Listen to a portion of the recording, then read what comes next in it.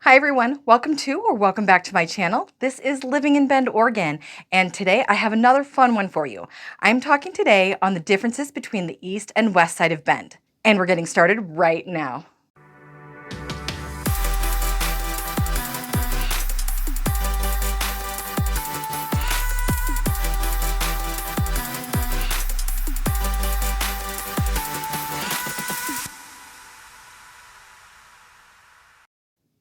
Hi there, I'm Carin Jackson with Living in Bend, Oregon, and if this is your first time to my channel, make sure to subscribe to get weekly videos all about Bend and what it's like to live here. I try to be as honest as possible to make sure you get all the details to make the right move to Bend. And since I'm a licensed real estate agent in Oregon, as much as I love making these videos, I'd love more to help you with your real estate needs. My phone number and email should be showing up right about now, so give me a call, shoot me a text, or send me an email. I'd love to help you make the move to Bend, Oregon. Some debates have stood the test of time. Los Angeles versus New York, Superman versus Batman, AFC versus the NFC, the East Side versus the West Side of Bend. Okay, not really, but ask anyone in Bend and you might be surprised by the strong feelings we have towards our particular part of town. If you're looking to move here, you should know that there are some contrasts between the east and west sides of Bend that may make a difference to you and your family when choosing a neighborhood. But that's why I'm here. In today's video, I'll help highlight those differences in price, convenience and amenities, environment, and the future of this 33 square foot mile city. Ready to dive into some controversy? Affordability and growth. As a realtor, I know the top concern for people moving anywhere is budget. No matter where you are relocating from, everyone wants a great deal on their home.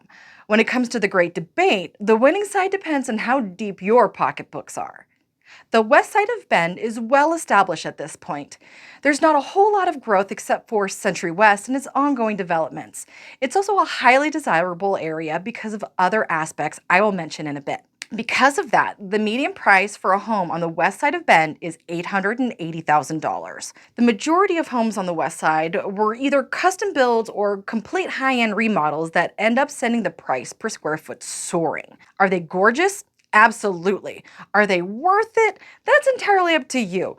There are also a ton of vacation homes on this side of town, meaning you might deal with more tourists than neighbors, depending on your exact neighborhood.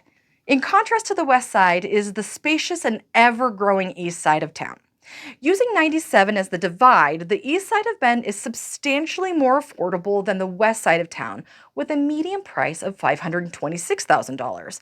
As Bend grows, it's going to grow east. There's just more space to choose from. Opportunity for growth means a reduction in land price and therefore an easier budget to maintain. You also see more modern developed neighborhoods on the east side and options for larger plots of land. So if you're looking for space without busting your budget, the east side might be the place to look for your next home. If you're an investor looking to scoop up some property to develop, this is also the prime place to start your search. Again, the city has limited directions for growth, and with all of the plans for developing the eastern side of town, you may want to strike while the iron is hot. Climate and environment. Bend is a special place. This little nook in Central Oregon isn't like Portland or Eugene, and surprisingly enough, the west side and east side of Bend have two distinctly different environments. We are where the desert meets the forest, although this portion of the state has about 5 or 6 different microclimates. A microclimate is simply a pocket of space with a different level of rainfall or snow or heat or cold, like a valley or peak that is not the same as the rest of the surrounding area.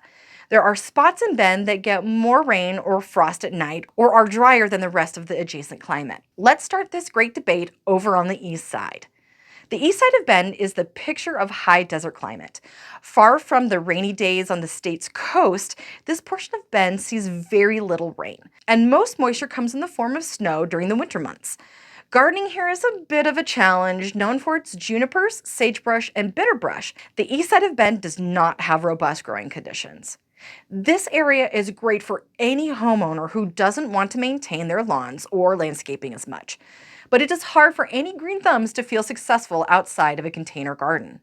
However, on the west side of Bend, residents enjoy the transition into a forest as their environment. Dominated by the river and Mount Bachelor, the west side of Bend has more moisture from the snow line that allows for richer soil and a varied landscape. It's one of the main reasons that the west side of Bend is so popular. There are scores of majestic ponderosa pines, and the little bit of extra water creates a far lusher landscape to enjoy. Homeowners beware, those pine needles are everywhere and don't blow around or rake up as easily as leafy tree debris. Convenience and amenities. Something that makes or breaks the decision to move is how convenient a location is. As I mentioned earlier, the city is only 33 square miles. It's not exactly Chicago or Seattle. You can get to wherever you need to be relatively quickly. So, which area dominates in convenience and amenities? For my outdoor enthusiasts, there's no faster access to adventures than living on the west side of town. No matter where on the west side you want to call home, you'll only be a hop, skip, and a jump away from the Deschutes River, the wildly popular Phil's Trailhead, and of course, Mount Bachelor and the National Forest. Ski, hike, bike, kayak, fish, golf, or simply wander through nature. It's all basically in your backyard. This benefit alone gives the west side of town its higher desirability among residents. But enjoying the great outdoors is not the only reason the west side is such a coveted location. The college is located on this side of town too. And then of course you have Old Bend or downtown located in this section of the city. There are loads of places to go shopping, dining, or grab a craft beer or cocktail. Homes in the downtown area are incredibly accessible, as you can walk just about anywhere you need to go. There are numerous parks, coffee shops and markets, spas, and galleries to wander through. If you want to be in the middle of all the action, the West Side has you covered. That's not to say that there are no activities or amenities on the east side of town. Pilot Butte is on this side of the city, and once you make the trip to the top, you'll have an incredible bird's eye view of Mount Bachelor and the rest of the Cascade Mountains. The west side can't offer this kind of perspective immersed in the woods, so this is a definite plus for the east side. There are a lot of great parks like Pine Nursery Park and Big Sky Park to keep active. The east side of Bend has most of the indoor-based activities as well. The Juniper Swim and Fitness Center is located here, which has an Olympic-sized pool, 150 different classes per week, and a 3,000 square foot fitness center and weight room. This area hosts a trampoline park, all the go-kart action you can handle, and bowling alleys. When it comes to shopping, the East Side has a ton of familiar brand name stores like Barnes & Noble, Costco, Old Navy, and Whole Foods. Cascade Village also has a Best Buy, Staples, a World Market, and Starbucks, intermixed with local stores. You won't be at a loss for restaurants over here either, from Craft Kitchen and Brewery to 10 Barrel Brewing's East Side location, and quite a few chain restaurants as well. You have lots of places to stop and pick up dinner when nobody feels like cooking. Of course, the St. Charles Medical Center is located on the east side of Bend and is very easily accessible from any neighborhood over here. As you can see, the east side is not without its perks, activities, and amenities. And the winner is, so who wins in this matchup between the west side and the east side of Bend? You! Why? Well, you get all Bend has to offer, no matter which neighborhood suits your needs best. If budget is not a concern and outdoor activities are a must, start your search on the west side. If you need to be a bit more mindful of your bottom line, but still want to enjoy all our little city has to offer, know that the residents on the east side have made a solid investment in their location, and property values are increasing all over Bend.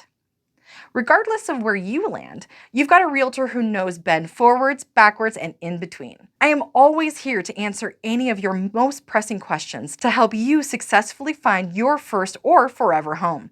Give me a call, shoot me a text, or send me an email anytime. Do you have a preference when it comes to the west side or the east side of Bend? Let me know your thoughts in the comment section below.